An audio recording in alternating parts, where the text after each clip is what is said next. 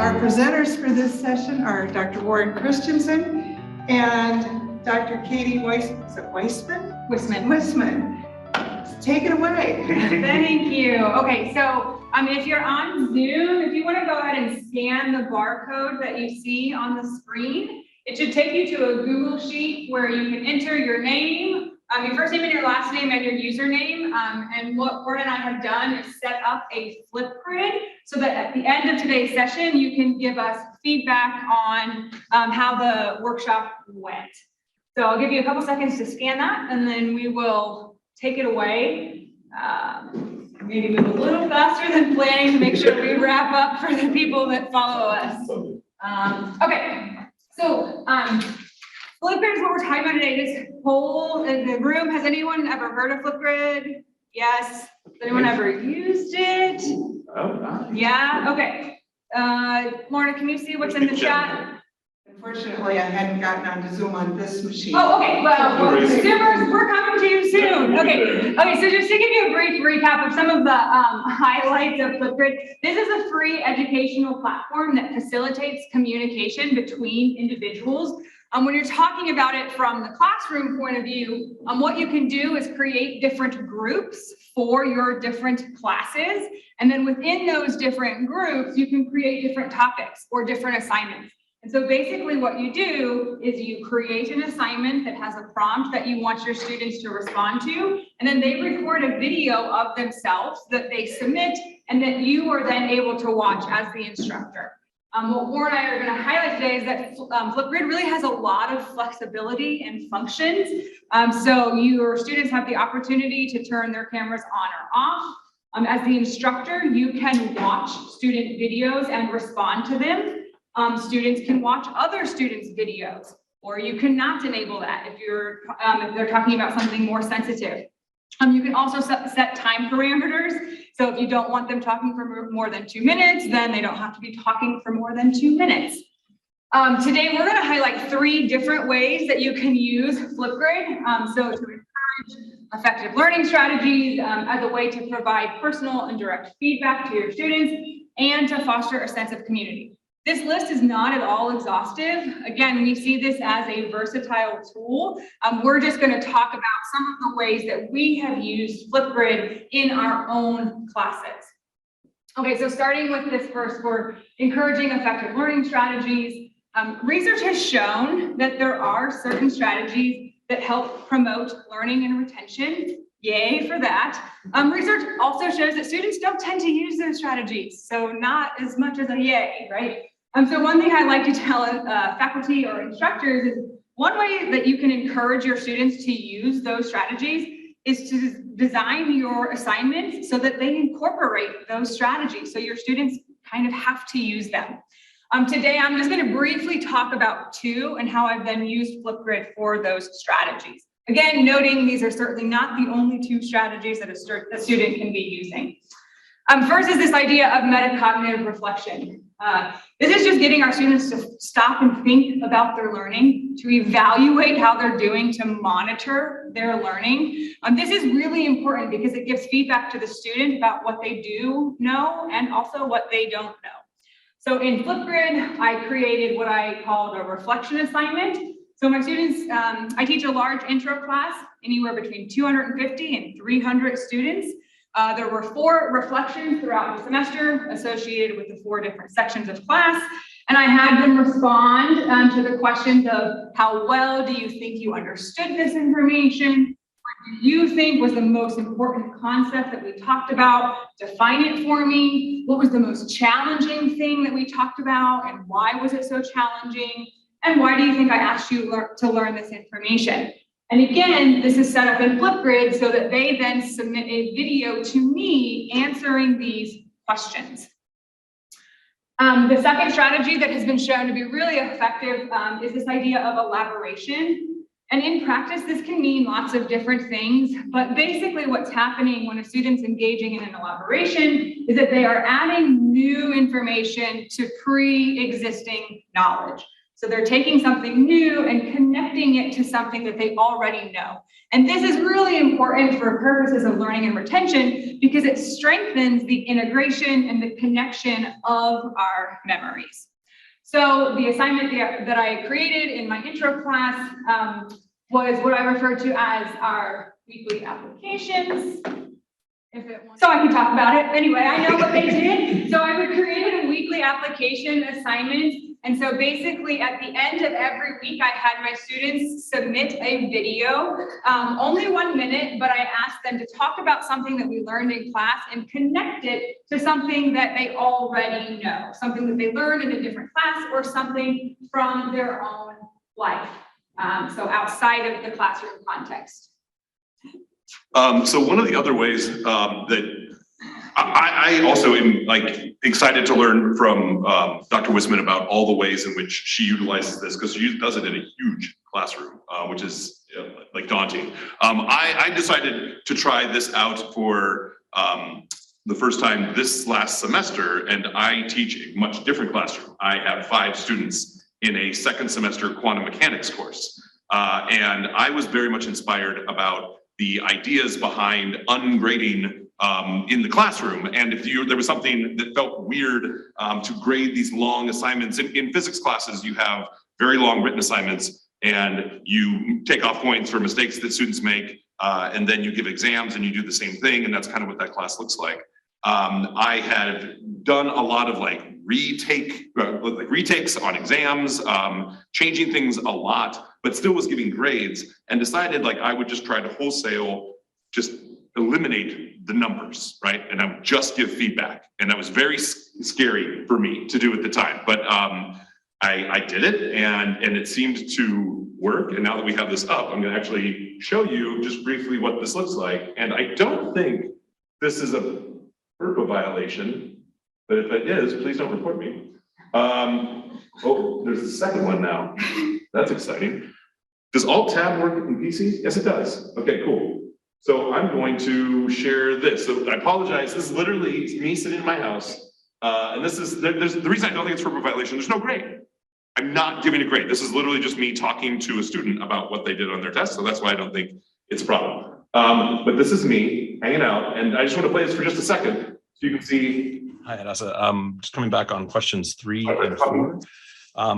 Your answer to question 3 mentions that because it has azimuthal symmetry, that the expectation value of the energy would be 0. And I'm not. Okay, so the content isn't important, right? It gets into the weeds really fast, but it's so, in so many ways, low stakes in being able to communicate that way. Just explicitly from faculty to students about their performance. Writing this out, if you think about written feedback that you give, takes up so much longer. You never communicate the way you really want to. The nature of sending email, as some people in this room know, is my least favorite thing also, because then there's an extra level of formality and careful with words and lots of exclamation points so students don't think you're mad at them because you put a lot of periods in these things. And this I can just say exactly what I think. And be nice and say nice things. And I think it worked really well. My students didn't complain too much, and those are about with a sample size of 5 students, about what I have to go with. But I thought it was fantastic, and I don't ever want to go back. And now I get to start thinking about how I do this in a course with only 60 students, but still a lot more than 5 and a lot less than 294, and how I can try to, in what ways can I adapt this and utilize that in that course? So I'm excited to keep thinking about this. But it just another, if nothing else, another example of how it can be used, and I think very successfully, even in a context you might not think it would. Yeah, Karen? Do you have the group set up so only the student can view? It's just a conversation between. So yeah, I don't. So I didn't. I could though. I think very much so. It probably should. Yeah. But yeah, you can set it up so that for each. So for when you create a topic, you can set it so that your students can watch each other's videos or not. So in my psych class, the week that I teach about psychopathology, they usually want to tell me something that they don't want to tell 293 other students. So I hide the videos that week so that only I, as the instructor, have access to watch them, and that other students in the class cannot access that. Okay. yeah. One of the cool things too is I can see how often the students actually watch. And I did a little bit of the I did a little bit of the tell me something back, give me some feedback. I wish I had done more of that. It's kind of an experiment for me, but I think there's so many wonderful ideas, and we didn't even turn it on. It doesn't matter. Can I ask a question while you're? Yeah, please ask, let's just ask questions. Yeah. So I use VoiceThread, and it sounds like it's very similar. VoiceThread is embedded in Blackboard, where I can create conversations back and forth. You can do it one-on-one in groups. Is this better than VoiceThread? Is it just fundamentally different? So I have never used VoiceThread. This is the app that I had learned about first. So with VoiceThread, are they actually creating videos, or is it just, can you just hear them? Or can you see them? You can do slides, you can do video. Well, maybe isn't it maybe as creative, I would say, as FlipGrid, like Okay. of what you can create, that they can have, they can reflect, they can do a conversation, you can actually submit like a paper on VoiceThread, and then I could, like he was saying, I could talk about the edits I'd like to see on the paper to that student. Instead of having to type in all these little comments, I could talk over it and say, okay, here, and then I could circle like paragraph 2. Tell me more about. Sure. I didn't know if it. But Yeah, so I have never used VoiceThread. That sounds really neat. I will, to be honest, when I started using FlipGrid, it was during the pandemic and I was sick of seeing black boxes. I was sick of not seeing my students' face. And even though it wasn't in live time, I realized I really missed that connection, and I wasn't learning. I didn't ever see them. And so I had heard about FlipGrid, and so I used it. That is what I learned, and that's what I kept with. But I don't know much about VoiceThread, so I can't speak to anything that this does that does. You need to have like a document or something that their response. I'm sorry, I know VoiceThread is not the topic of your No, you presentation. don't need a document. I record myself on a video of like 30 seconds saying like, okay, this week in class, we talked about this. I want you to respond to these 3 questions. Then they respond with a video. So again, you can see each other, and then you can thread it so students could comment on their reflection back on, but again, And they could, it's not this though. they could see one another's videos too. They can, you can set it up either way. Okay. Where it's private or. group. Yeah, because I think I thought about trying to use that in place of like the traditional discussion board, but I couldn't, and I didn't look at it long enough, figure out a way to do it without us starting like documents or something that they were responding to. Awesome. Okay. But I want to, this is cool. Yeah, so the other thing that we were going to say that has been really fun with is to foster the sense of community, which was talked about in our opening session today. This idea of helping our students have this sense of a belonging in our classrooms. And it really matters, right? There's a sense of community in your classroom, and that affects the experiences that they have. And this is important because research shows that a sense of belonging can facilitate academic engagement of our students. It's related to persistence, and it increases motivation, enjoyment, and learning. Research also shows that it happens at these 3 different levels when you're talking about in the classroom. So there's the student to the instructor, right? So the interactions that you as the instructor have with your students, the interactions or the engagement between your students, and also what sometimes we forget, but the way that you have your students interact with the material, with the content. Warren and I would argue that the 3 things that we've already talked about today get at community, right? With feedback that Warren is providing, he is talking with his student. With the reflection assignments and with the weekly application assignments, I'm watching my student videos, they're watching each other's videos, and of course they're talking about class content, so they're interacting with our material. Something else I've done in my intro class, and again, this is not at all content related, but for more fun, it's not working. Oh my God. I'm not gonna do it. It doesn't matter. So I had, just again, during the pandemic, I wanted to learn more about my students. Like I didn't have those in passing conversations. And so I created what I called About Me assignments. And I gave students 1 extra credit point if they did it. And I asked them stuff not related to class content. So during the first 2 weeks of the semester, they could submit a video where they tell me their name and their major and where they're from and what's a bucket list item that they have for college, right? And I did some of those throughout the semester just so that I could learn more about my students, and also so that my students could learn more about one another, because in an intro class, it's kind of intimidating when you're sitting around 300 other people and you might not want to walk up to them, or if you're all remote. So let's go back to the next one. That's great. So with our last 5 minutes, so that we stay on time, we really just wanted to open it up for conversations with you all, if you've used FlipGrid or how you have used it, or ideas for how you might incorporate it in your own classroom, resources that you think would be helpful, roadblocks, hesitations that you have. So I'll open it up to anyone in the classroom and in the room or online if you want to share out through chat with whatever you have seen or haven't seen today. Yes. So, you mentioned ungrading. Are you assigning points to some of these videos, or? I do, yes. And how Yep. do you assess that? Or? Yeah, so for me, there are points tied to it, but it is mostly about completion. So because again, I don't want to penalize my students for not knowing, especially when they're engaging in that reflection. I don't want them like looking at their notes per se. I want them trying to just like recall that information because that's beneficial. So they're not penalized for not knowing. If they say something egregiously inaccurate, I let them know that. But oftentimes, honestly, that doesn't happen. Typically, because they tend to choose things to talk about that they feel confident in or that they want to know.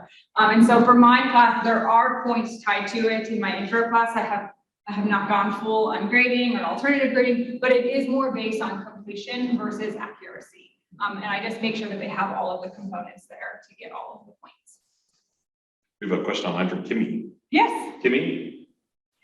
Hi, Katie. Hi, Warren. Thanks for the great talk. I still got the gist even without the PowerPoint, so don't worry about that.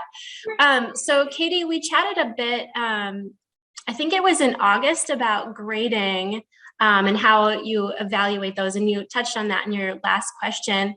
But my question is more about like organization of how you keep track of 275 students FlipGrid responses on Blackboard. And at that time, you kind of just like read all the responses and then kept track of them. And I was wondering if, and at that time you were like, oh, I got to talk to IT about this. And I was wondering if any updates in the last few months about that, and specifically in the context of I have my students comment on each other's videos for points also. So trying to keep track of not just, 250, but 500 responses in regards to points on Blackboard. Okay, you're gonna be sorely disappointed, Kimmy. I'm sorry, I did not talk to IT. So I don't have any updates for you. So I do still watch the videos. I mean, I will say I also have a TA or that does help me some of the weeks because that is a lot of videos to watch. But as I watch them, I just mark off that they have done it, and then I put that into Blackboard. So I have not found a way to seamlessly integrate those things or to have that happen more automatically. Thank you for reminding me that I should now talk to IT again, because it was last August that we had talked about that, and I did not figure out how to do that yet. So my answer is I don't have an answer. So I'm sorry. No problem. Thank you. Well, now that I see Lorna's in the room, I know, exactly. We're at 10. So any other, go to the next slide. Go to the next slide. Work, come on. Jesus. Okay, so the last thing that we want to do is on the very first slide today, there was a little bar, there was a QR code that you could scan to put in your username. So what FlipGrid was, or what Warren was doing in the background was adding you to the FlipGrid that we created for this workshop. So if you potentially scan the new QR code that comes up, what we have done is created the opportunity for you to provide us with feedback on the talk today using FlipGrid. So we have a couple of questions there that you could answer in your video, or you could talk about really whatever you wanted. But we just wanted to use the tool that we were talking about and show you how, give you the opportunity to interact with it. So Got it. hopefully, Stay on target. do it. Okay, that QR code should take you to the FlipGrid, and Warren has added you to the page. You should be able to access it. But based on how things went today, maybe you aren't. So please feel free to email us, and we will make sure that you get access to it if it's not working. With that, we'll close out to make sure that we don't put other people behind. Thank you for listening today. Yes. And thanks for all the IT issues.